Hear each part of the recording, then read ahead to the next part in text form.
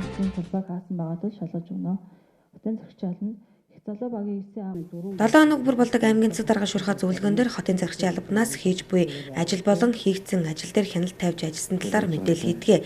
Тус алба болзошгүй аваарын зардлаас хийгдэж буй 15 нэр төрлийн ажлын 13 нь бүрэн дуусч 9 ажил дээр нь комисс ажилласан бол 2 ажил гүйцэтгэл дутуу байгаажээ.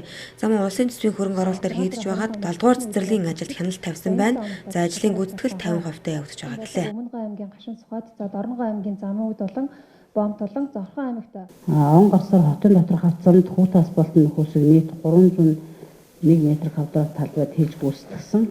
Одоогоор хийгдэж байгаа автозамуудын ажлын явцыг тодруулбал Дүмэг захын уулзуураас 6 дугаар хороолын баруун талын уулзуур хүртэл 2.1 км замын өргөдөлтийн ажлыг жавтан таргуй хийх компани гүйцэтгэж байна. Одоогийн байдлаар хөрс суулт 90%-тай, ус зайлуулах төмөртэй хоолой суурийн цутгалтын ажлууд хийгдэж байна.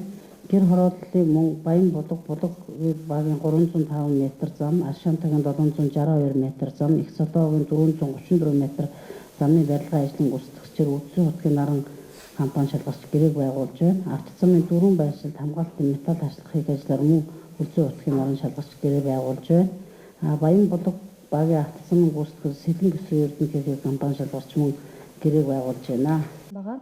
За үүний хүрээнд бол өнгөрсөн 7 хоног Дуурхачид соёлын ордонд цагдаа ерөнхий газар мөн хотын захиргаалын албанаас хийгдсэн зураг төсвийн ажлуудад тус байгууллага зохиогчийн хяналт тавин ажилдаг.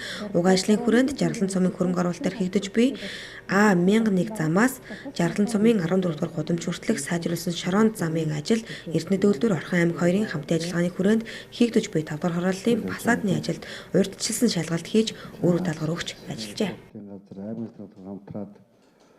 Хараагүй иргэдийн дунд хонхтой бөмбөг улсын